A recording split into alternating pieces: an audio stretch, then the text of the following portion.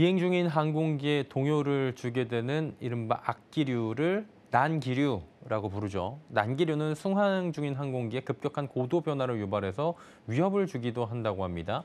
최근에 기후변화로 인해 앞으로는 난기류가 늘며 경제적인 추가 비용도 늘어날 것이라고 하는데요. 그래서 오늘은 항공기 난기류와 기후변화 그리고 경제적 비용까지 짚어보도록 하겠습니다. K외도의 반기성 센터장 오늘도 함께합니다. 어서 오세요. 네, 안녕하세요. 네. 난기류 하는데 이게 생기는 원인이 뭡니까? 일단 이 난기류 예. 분류를 좀 먼저 봐야 되겠죠. 네네. 난기류의 분류를 보면은 첫째가 역학적 난기류입니다. 그러니까 대기와 지표의 물체 사이의 마찰 때문에 이 난기류가 만들어지는 거거든요. 네. 이게 대개 이제 바람이 산이나 언덕이나 절벽이나 건물 등을 넘어서 부는 경우 생기는 일련의 소용돌이가 원인이 됩니다. 네. 두 번째가 열적 난기류로 열적으로 고르지 못한 지표가 가열되면 보다 따뜻하게 된 지표에 닿는 공기는 주위의 공기보다 더 따뜻해지죠. 예. 그렇게 되면 불안정해지면서 수직기류가 발달하면서 난기류가 만들어집니다. 세 번째는 바람시어라고 저희들이 부르는데 이런 난기류가 있는데 풍향 또는 풍속이 공간적으로 급변하게 되면 즉 바람의 경도, 저희들은 기울기라고 얘기를 하는데 이게 있으면 바람시어가 있다고 얘기를 하는데요. 시어가 큰 곳에서는 소용돌이가 생깁니다. 그래서 난기류가 만들어지고요. 네 번째가 항적에 의한 난기류인데요. 대형 항공기의 이착륙 직후에 활주로에는 많은 소용돌이가 남아 있습니다. 이때 이착륙하게 되는 만일 소형 항공기가 있다면 그 소형 항공기는 영향을 받게 되는 것이죠. 그리고 다섯 번째가 전선 부근의 난기류로 두 개의 기단 사이에 생기는 바람시어에 의한 것과 온난 기단이 수변하고 불안정한 기단에 그 안에서 생기는 수직기류에 의한 난기류가 있습니다. 그리고 이제 여섯 번째가 산악파로 인해서 난기류가 만들어지는 건데요. 산악지대 상공의 길은 때로 심한 난기류가 이게 있어요. 예. 이게 산세가 많이 복잡하고 풍속이 크고 또한 공기 안정도가 나쁠수록 난기류가 아주 굉장히 강해집니다. 그리고 이제 마지막으로 항공기 조종사들이 가장 무서워하는 난기류가 이제 청천 난기류인데요. 구름 한 점도 없고 뭐 이 항공기 레이더로도 아무 이상이 없는데 갑자기 정말 너무 좋은 하늘에서 난기류가 갑자기 발생하는 거예요. 예. 그래서 항공기가 그 난기류에 휘말리면은 급격히 몇백 미터가 떨어지고 그러거든요. 그래서 이런 청천 난기류는 흔히 제트기류하고는 상당히 그 밀접한 관계가 있습니다. 오늘 아무렇지도 않은 마른 하늘의 날벼락 같은 그런 느낌이 진짜 들겠어요. 네. 난기류로 인한 비행기 사고가 그렇다면 좀 자주 일어나는 편입니까? 일단 그 CNN 보도에 따르면 미국에서는 매년 약 5,500대의 비행기가 약 아주 그 큰 규모의 난기를 만난다고 알려져 있습니다. 예. 난기로 인한 가장 큰 사고는 일본 후지산 사고죠.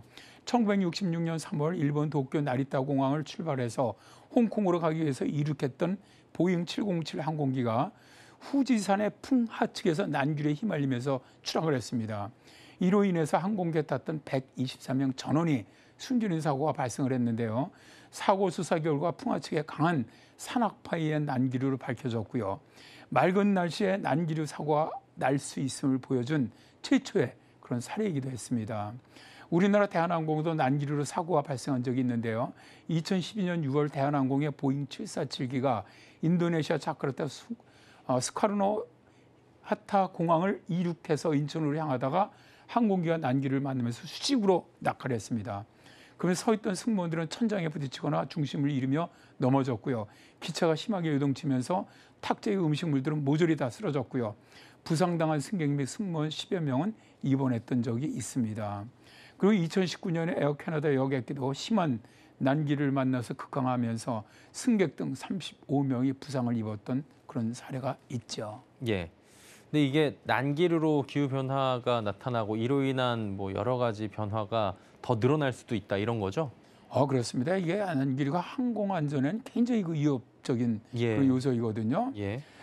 이제 폴 윌리엄스 영국 레딩대 대기과학 교수 윌리엄스 연구팀은 컴퓨터 시뮬레이션으로 한번 모의를 해봤습니다. 그랬더니 기후 변화로 인해서 극심한 난기류가 앞으로 수십 년 동안 2배에서 3배 정도 증가할 것이다라고 말을 했는데요. 윌리엄스 교수는 2013년부터 기후 변화가 난기류에 미치는 변화에 대해서 연구해 왔습니다. 특히 윌리엄스 교수는 맑은 날씨에 발생하는 청천 난기류에 주목을 했는데요. 청천 난기류는 구름도 없고 천둥번개나 높은 정난운도 없는데 갑자기 난기류가 발생하면서 가장 위험한 난기류가 됩니다. 특히 청천 난기류는 기상 레이더도 잡히지 않기 때문에 승객들에게 경고등을 켜줄 수도 없어서 청천 난기류에 휘말리면 피해가 커질 수가 있습니다. 윌리엄스 교수는 논문에서 2050년에서 2080년까지 청천 난기류가 전 세계적으로 매우 증가할 것이다. 일반적으로 대서양을 오가는 항공편의 경우 현재 평균 10분간의 난기류를 만나는데 몇십 년 이내에 20분 혹은 30분가량의 난기류를 만날 수 있다라고 전망을 했습니다.